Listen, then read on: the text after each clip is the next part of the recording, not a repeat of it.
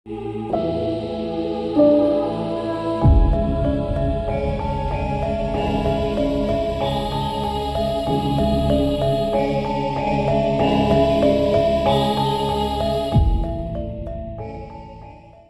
sekarang banyak-banyak doa Bu ya. Kalau negeri kita nih lagi kacau balau, iya betul. Cuman saran saya perbanyak sabar dan banyak doa. Bu, ada yang nanya saya, Habib, ini di pusat sana di Jakarta kayaknya lagi rame, Habib. Ini ribut sama ini ribut sama ini. Kok Habib kelihatannya tenang-tenang saja? Kok Habib diem-diem aja? Kok Habib nggak bikin aksi 212 lagi sih? Jawab jangan. Kapan? Bulan depan deh saya datang lagi. Bu, jawab boleh. Saya jawab, saya bilang saya bukan nggak mau bersuara. Cuman ini di pusat setan lagi berantem. Setan lagi. Saya mau tanya sama ibu-ibu, kalau setan lagi berantem, pisahin jangan. Pisahin jangan. Kalau perlu adu lagi. Betul. Ada yang protes saya, Habib kok ngadu-ngadu, kan haram Beb ngadu-ngadu. Yang haram adu domba. Bu, adu domba haram. Adu domba, adu manusia apalagi haram. Adu domba haram, adu manusia lebih haram. Adu setan boleh, kadang-kadang wajib. Bu, makanya karena setan lagi ribut, saya lebih suka gelar tikar, taruh kopi Lampung, nonton setan ribut. Setuju? Biarin setan berantem, ntar setan yang satu kan kalah, yang satu kan kecapean, yang kecapean kita jorokin. Amin. Nah begitu saya tanya, setuju gak begitu? Betul Bu, setan lagi ribut, betul. Tahu setannya? Tuh anak muda nanya, setannya siapa Beb? Lu jangan tanya. Bukan kalau dia tanya saya jawab, pulang dari Lampung ditangkap. Masya Allah, jangan dijawab, betul. Tapi yang dia jawab barusan betul, tuh dia tuh namanya tuh. Ya Allah, doain aja Bu biar negeri kita berkah, amin. Nah saya nggak mau berpanjang lebar lagi karena kita sudah memasuki waktu sholat asar. Insya Allah pertemuan ini diberkahi oleh Allah Subhanahu Wa Taala.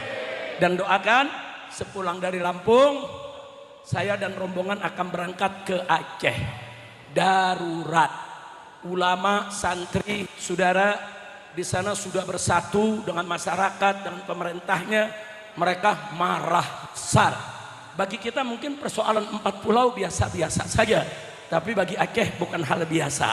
Itu 200-an tahun masuk wilayah Aceh. Tiba-tiba ada yang usil pulau orang mau dicolong. Bu, kayak nggak ada kerjaan, betul. Aceh lagi tenang, Aceh lagi adem. Semenjak perjanjian Helsinki, alhamdulillah GAM dan TNI gandeng tangan. Bangun Aceh, nggak perang lagi. Bagus gak?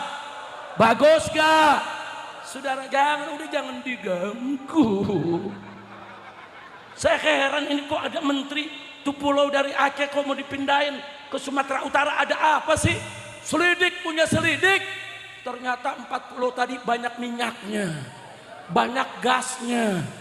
Oh, ada urusan duit. Oh, di situ kalau nanti maling-maling mau nyolong dari Aceh nggak bisa.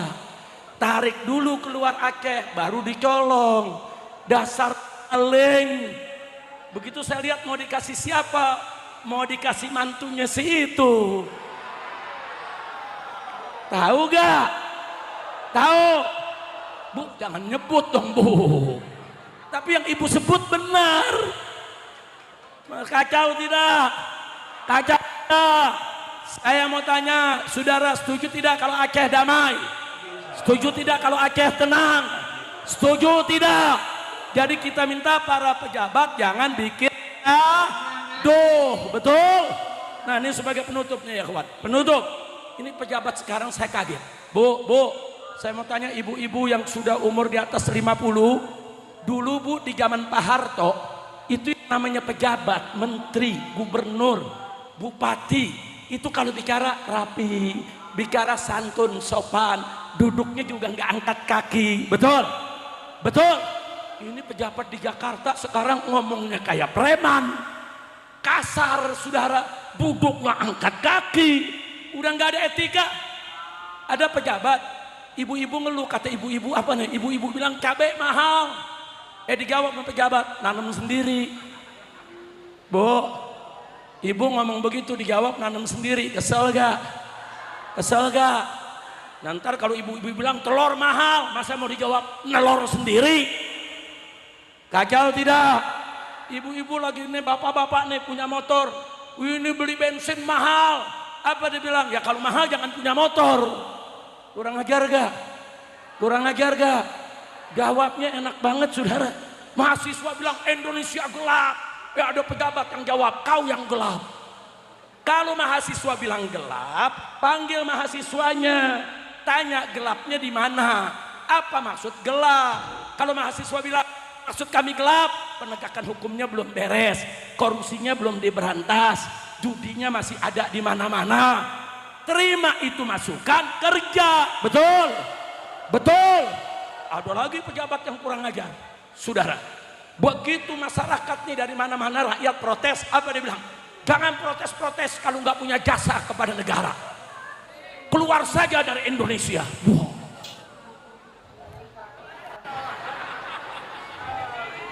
Saya udah nggak ada kata-kata lagi, udah ngelihat begitu tuh. Kacau tidak? Nah ini yang saya penutup di sini nih, oleh-oleh nih. Saya mau tanya sama ibu-ibu semua, jawab yang kompak. Kita beli baju kena pajak gak? Bayar pajak gak? Beli jilbab bayar pajak gak? Bapak-bapak beli piki bayar pajak gak? Beli bensin ada pajak ya gak? Bayar listrik ada pajak ya gak? Isi pulsa kena pajak ya gak? Saudara, apa yang kita nggak bayar pajak? Berarti ibu-ibu bapak-bapak semua bayar pajak tidak? Berarti kita setor ke negara, betul? Berarti rakyat jasa tidak kepada negara, berjasa tidak kepada negara. Enak aja dia ngomong, rakyat nggak ada jasanya, nggak usah protes-protes. Bala lu bominyan, kurang ajar. Ini pejabat punya 16 perusahaan, namanya masuk ke Panama Papers, saudara. Panama Papers itu orang-orang yang mau lari dari pajak, menggelapkan pajak, dia simpen di sana, saudara. Juru saya meminta, itu pejabat yang ngatain rakyat tidak ada jasa, dia punya 6 perusahaan, sudah diaudit belum? Sudah bayar pajak belum? Jangan-jangan dia yang tidak bayar pajak, betul? Takbir. Saya kadang-kadang ngelihat kumisnya kesel, mau tarik ke kumis. Lu tahu gak? Tahu? Lu jangan disebut dong. Ada Pak polisi gak di sini? Pak tuh yang nyebut tuh Pak. Bukan saya Pak. Nanti saya pulang jangan dicegat Pak ya. Saya mau pulang aman-aman, tuh yang nyebut Pak, ketarain tuh Pak. Bu, tapi di sini emang pinter-pinter. Saya nggak nyebut udah tahu semua. Alhamdulillah. Berarti apa? Berarti Bapak Ibu mengikuti berita. Berarti mengetahui suasana. Alhamdulillah. Nah, kira-kira jelas Bu ya. Nah baik, sekarang yuk kita tutup acara kita dengan sholawat asgirid zalimin bidzalimin. Setuju? Apa tuh asgirid zalimin bidzalimin? Doa kepada Allah dengan keberkahan sholawat kepada Nabi supaya orang zalim dibikin sibuk sama orang zalim. Itu dia tuh yang saya sebut tadi, setan lawan setan. Berarti saya tanya, doa umat digobol tidak? Digobol tidak? Itu sholawat asgirid zalimin bidzalimin. Kalau BKMT nih, itu dari zaman Kiai Haji Abdullah Syafi'i 30 tahun yang lalu, itu udah diamalkan di majelis-majelisnya saudara. Nah sekarang ini di pesantren, di mimbar, di majelis taklim, di masjid, banyak yang baca. Allah gabulkan. Akhirnya saudara, setan ribut dengan setan. Alhamdulillah. Ayo ini sebagai penutup, langsung kita tutup dengan doa. Karena selawat ini juga termasuk doa. Alhamdulillah, salatan wassalamu ala rasulillah. Maka yang saya hormati kesepuan PWLS yang hadir, Kiai Nur Khalis, dan kesepuan yang lain Kiai Khotib mantan ketua PCNU 2 periode. Kalau Kiai Nur Khalis ini Surya 4 periode. Tadi juga hadir Rais Surya PCNU Kiai Mastur juga merangkap sebagai kesepuan PWILS. Sahibil Bait Kiai Sahal Abdullah Mata'anallah bituli hayati, dan juga pembicara kita Bapak Agus Sukoco, penulis putra asli Purbalingga yang sudah terkenal di dunia akademis. Para kiai yang hadir juga ini tokoh-tokoh bukan hanya dari Purbalingga, ada dari Pemalang, Kiai Lukman juga hadir, ada Gus Yasin dari Wonosobo juga hadir, rombongan ada dari Banyumas, Panglima Laskarnya juga hadir, alhamdulillah. Baik, saya rasa masalah nasab ini sudah paham. Yang masuk PWI ini kebanyakan sudah paham dengan sebuah kesimpulan bahwa Ba'lawi bukan keturunan Nabi. Itu kan? Saya yakin kalau yang sudah masuk PWI itu sudah memahami secara ilmiah bahwa Ba'lawi, Habib ini sama sekali tidak ada kaitan genealogis dengan baginda Nabi besar Muhammad SAW. Dilihat dari berbagai macam kacamata apapun bahwa Ba'lawi ini bukan keturunan Nabi. Kenapa ini ada kaitan dengan nilai-nilai kebangsaan kita sebagai bangsa Indonesia? Karena bangsa Indonesia ini mayoritas adalah Muslim. Dari ajaran paham keagamaan yang kita anut, yaitu Ahlussunnah wal Jamaah Nahdhiyah, ada sebuah istilahnya itu postulat qadhiyah tasdiq, bahwa kita disunahkan untuk menghormati dan mencintai keturunan Nabi. Tentu keturunan Nabi ini adalah yang asli. Nah, Ba'lawi sebagai orang yang mengaku keturunan Nabi tentu selama ini dianggap representatif untuk mendapatkan privilege penghormatan dari warga NU terutama. Karena kalau Muhammadiyah sudah merdeka lama, Persis sudah merdeka lama, Al-Irsyad sudah merdeka lama, Nahdlatul Ulama yang merdeka baru yang masuk PWILS. Jadi PWILS ini nisbahnya dengan Nahdlatul Ulama, PWILS nisbah dengan Nahdlatul Ulama adalah nisbah umumun wa khususun mutlakun. Setiap PWILS adalah Nahdlatul Ulama, tapi tidak setiap Nahdlatul Ulama adalah PWILS. Warga Nahdlatul Ulama yang telah terbebas dari perbudakan spiritual yang Soekarno itu sebenarnya sudah tahun 1939 mengkritisi tradisi mengkultuskan individu hanya berdasarkan genealogi ini, terlepas dari apakah dalam perdebatan paham keagamaan Nahdlatul Ulama itu selaras dengan dalil-dalil yang kuat atau tidak. Terlepas daripada itu, faktanya hari ini sebagian besar kiai kita memiliki postulat kesunahan, bukan kewajiban. Karena tidak ada dalil yang mewajibkan. Kepada keturunan Nabi yang asli pun tidak ada sama sekali dalilnya. Kalau kepada ahli bait, itu dalilnya neriktik kalau istilah orang Banten. Banyak sekali dalil kita diwajibkan untuk menghormati ahli bait, yaitu Sayyidatuna Fatimah Az-Zahra, Sayyidina Ali, Hasan, dan Husain. Ini dalilnya banyak sekali.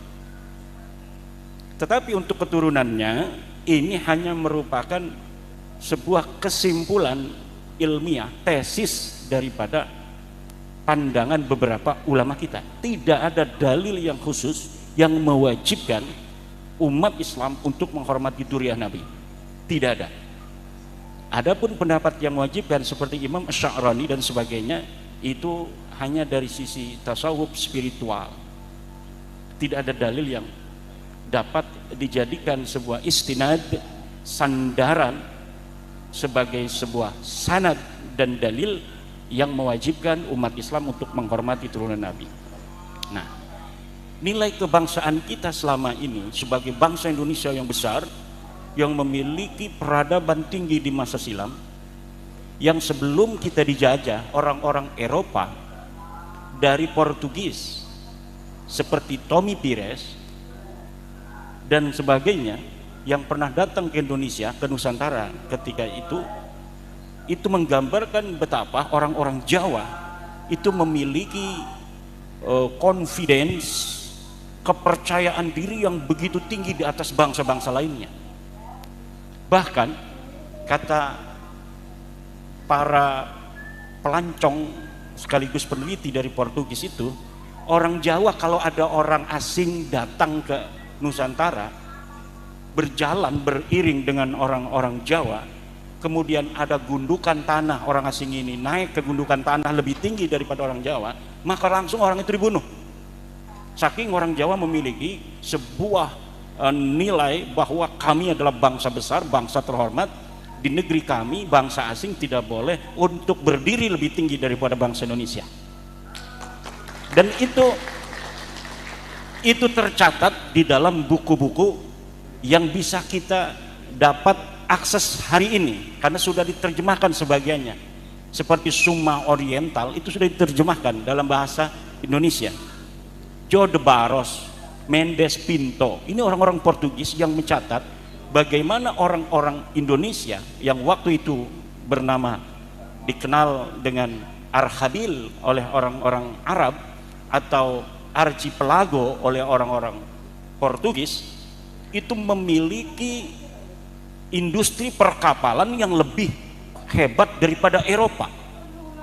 Jadi industri perkapalan kita terutama di Jawa Tengah, Jepara, itu lebih hebat daripada Eropa pada abad ke-16 awal, 1513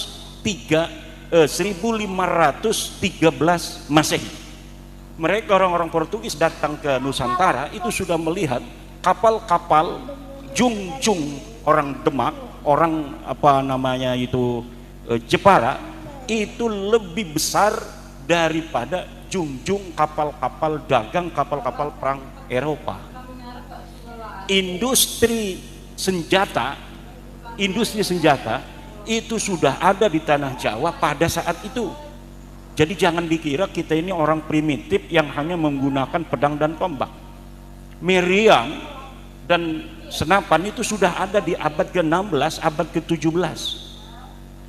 Ketika Belanda perusahaan dagang internasionalnya yang bernama VOC itu masuk dan menguasai ekonomi kita, baru di situ Belanda selain dia berdagang juga mencari titik-titik kelemahan budaya dan peradaban leluhur kita. Kalau kita mau dihancurkan dengan langsung berhadap-hadapan dengan orang asing, orang Jawa nggak bakal kalah. Maka caranya bagaimana? Caranya adalah pegang satu Kiai Nurholis, kemudian lemparkan saudaranya Kiai Ridho. Caranya begitu. Agar apa? Nanti saudara dengan saudara itu saling bersaing, saling bertarung. Di situ nanti Belanda dalam hal ini VOC itu akan mengambil kemanfaatan dari pertarungan saudara. Dalam istilahnya itu adalah Divide et Impera, mengadu domba. Dan hari ini yang harus hati-hati ini PWI. Kita sebagai orang NU ini sedang diusahakan untuk bertarung dengan saudara kita sendiri. Bahkan dengan orang tua kita yang harus kita hormati, dengan rumah kita yang selama ini kita cintai, yaitu Nahdlatul Ulama. Ini kita harus hati-hati. Salah kita di dalam mengambil langkah, maka kekuatan-kekuatan yang ingin melemahkan bangsa kita, terutama bangsa Jawa, ini akan mudah sekali dengan cara mengadu domba. Banten tidak pernah bisa dikalahkan sebelum diadu domba. Datang Cornelis de Houtman itu di Banten langsung diusir oleh Sultan Maulana Hasanuddin. Mudah sekali mengusir ketika masih bersatu orang Banten dengan apa sesama orang Banten. Melawan Belanda itu sangat mudah.